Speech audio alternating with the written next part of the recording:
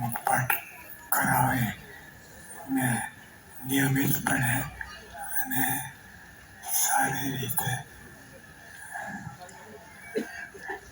મુખપાટ કરાવે. અમી બાપાએ વાલીઓને કોલ આપ્યો છે કે વાલી નિયમિત બાળકોને મુખપાઠ કરાવે.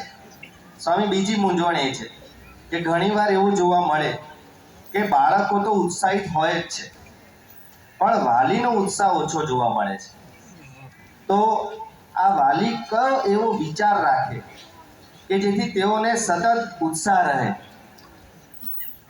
જો એનો મહિમા સમજે કે અત્યારે બાળકો નાના છે પણ તત્વજ્ઞાન અંદર છે એ તો મહાન છે અને એ તત્વજ્ઞાનનું કામ તત્વજ્ઞાન થાય તો કેટલી મોટી વાત થઈ જાય. એટલે બાળકો નાના નથી, ભલે નાના છે પણ તત્વજ્ઞાન એમની પાસે છે એ બહુ મોટું છે.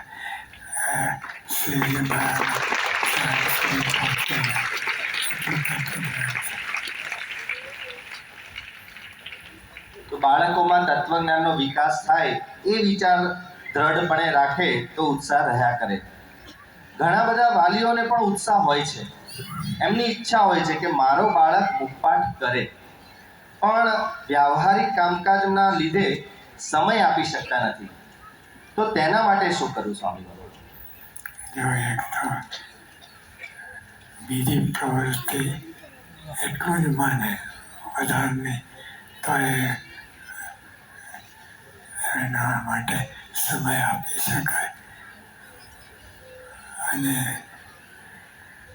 એનો મહિમા સમજવો જોઈએ કે ભલે બાળકો નાના છે પણ એમની પાસે જે માલ છે એ નક્કર માલ છે અને છેક ભગવાનના ચરણમાં સુધી પહોંચાડે એવું છે.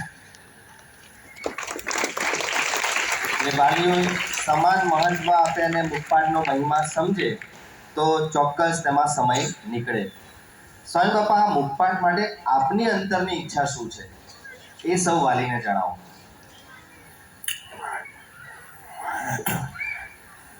ઘણું બધું કરવાનું છે.